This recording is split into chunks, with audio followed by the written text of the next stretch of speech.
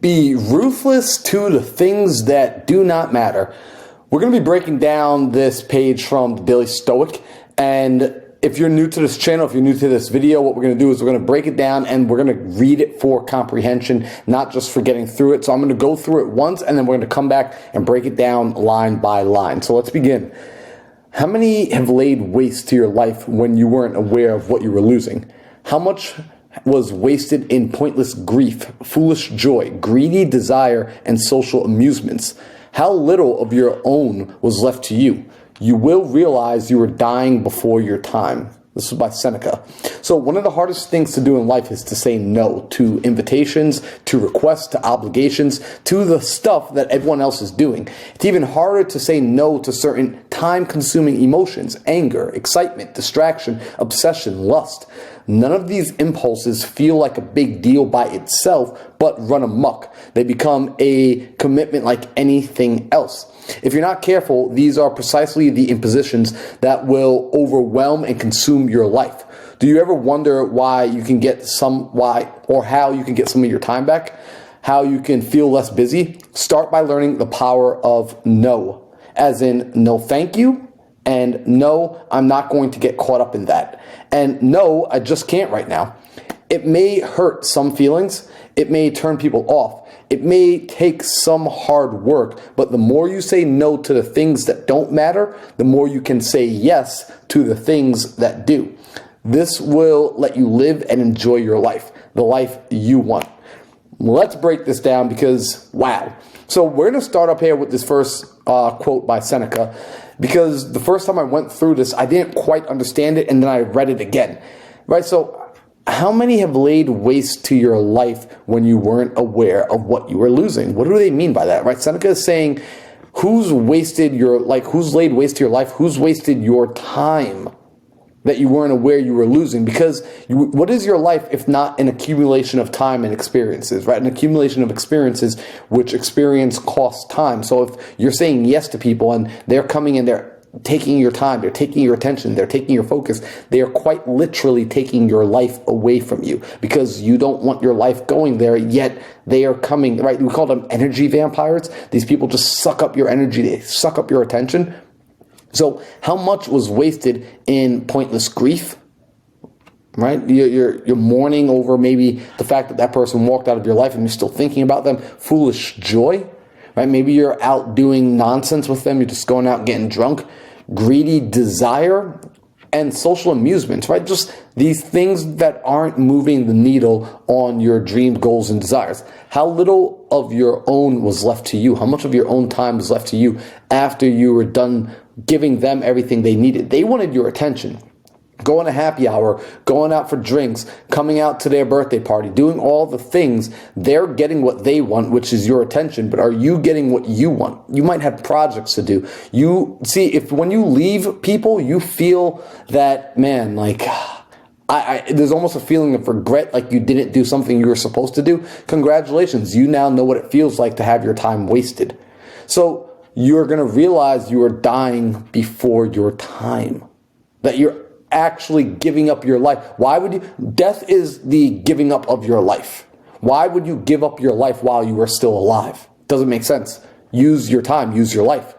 So the author here writes, one of the hardest things you could do in life is to say no. No to what? No to invitations, no to requests, no to obligations, to the stuff that everyone else is doing. And it's even harder to say no to time-consuming emotions. So it's not just saying no to other people, but it's also saying no to, what do you call it? Time-consuming emotions like anger, excitement, distraction, obsession, lust, right? There are times where you're angry about something and you sit in a funk for 4 days. There are times where you are just lusting, right? People will go and they'll watch pornography. They will go and chase skirts. They will be scrolling on Instagram, doom scrolling, looking at pretty girls and pretty guys, right? And all of that stuff it's just time consuming. You have to say no to those as well, because none of those impulses feel like a big deal by itself, but they run amok and they become committal like anything else. So in small dosage, sure, it's not that big a deal, but none of these things stay small dosage. It slowly adds up and up and up.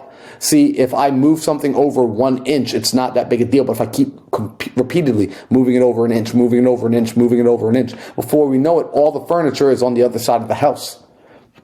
If you're not careful, these are precisely the impositions that will overwhelm and consume your life. Do not ever wonder how you can get some of your, or do you ever wonder? So he's asking, do you ever wonder how you can get your time back? Right? How you can feel less busy? Start by learning the power of the word no. I want to give you right now, if you're watching this video, I want to give you permission to say no. No, I'm not interested. No, I don't want to go out on that date with you. No, I don't want to hang out. No, I don't want to get into business. No, I don't want to start that project. No, I don't want to buy that deal. No is a complete sentence. You don't even need to say anything after the word no, because no says it all. You can simply just say no, right? Or if you want to be politeful, you can say no, thank you. No, I'm not going to get caught up with that. No, I just can't right now. Because when you start to say no to things, what you're actually doing is you're empowering your yeses. You're giving your yes more value. You're giving yourself more value. For example, let's say you're a girl in high school and every guy asks you out, and every time a guy asks you out, you say yes. Every time a guy wants to sleep with you, you say yes. That girl begins to perceptually, right? Like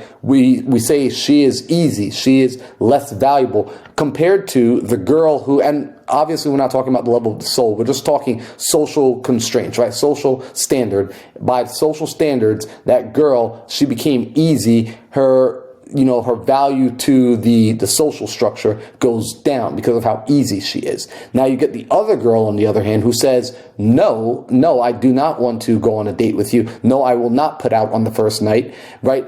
Every guy now wants her because nobody can have her. She becomes a more valuable commodity, right? People become more valuable the less accessible they are.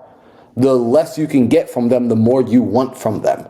This is how it works. So the less you can get from something, right? This is why is gold so valuable? Because it is a limited quantity of gold, right? It's a hard asset. It's a rare asset. When something is rare, the value goes up. When your yeses become more rare, the value of your yes goes up. But if you just say yes and people please, your value of your yes actually goes down. People don't need to pay you a lot for your yes. People don't need to work as hard for your yes. They do not need to exchange as much for your yes. But if you answer no, every time you say no, your value, the stock of your yes goes up. So you can simply say, no, I can't right now. And yes, it might hurt some feelings and it may turn some people off. It may take some hard work, but the more you say no to the things that don't matter, the more you can say yes to do the things that do, right? Because here's the truth that maybe you haven't been told. Every time you say yes to something, you are actually saying no to something else. And the no to the other thing is no to your dreams. It's no to yourself. So you're denying yourself for everybody else. I'd much rather you say no to everybody else and say yes to you. Say yes to your principles. Say yes to your goals. Say yes to your purpose.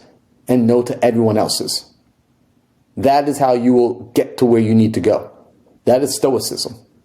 So this will let you live and enjoy your life. So the life that you want is yours, but you have to be in control of your yeses and you have to be in control of your nos. Let them come from within, not be externally motivated. So I hope this was helpful, guys. Let me know in the comments. Go ahead and write down for you. Have you started to say no, right? Or do you believe you should say yes? There are some people out there that say, no, say yes to everything. You're supposed to say yes to every opportunity. You're supposed to. I personally don't co-sign that. I believe that you should say no to things because it gives you a more powerful yes. But let me know, what do you guys think? And also, if you're new here and you like these sort of videos, we're going to be dropping them every single day. So if you want to be notified for when it comes on, go ahead, hit the subscribe button, hit the bell notification so that you know when the next video drops. They will drop every single day throughout 2024. So I'm looking forward to seeing you guys on the next video. Enjoy your day.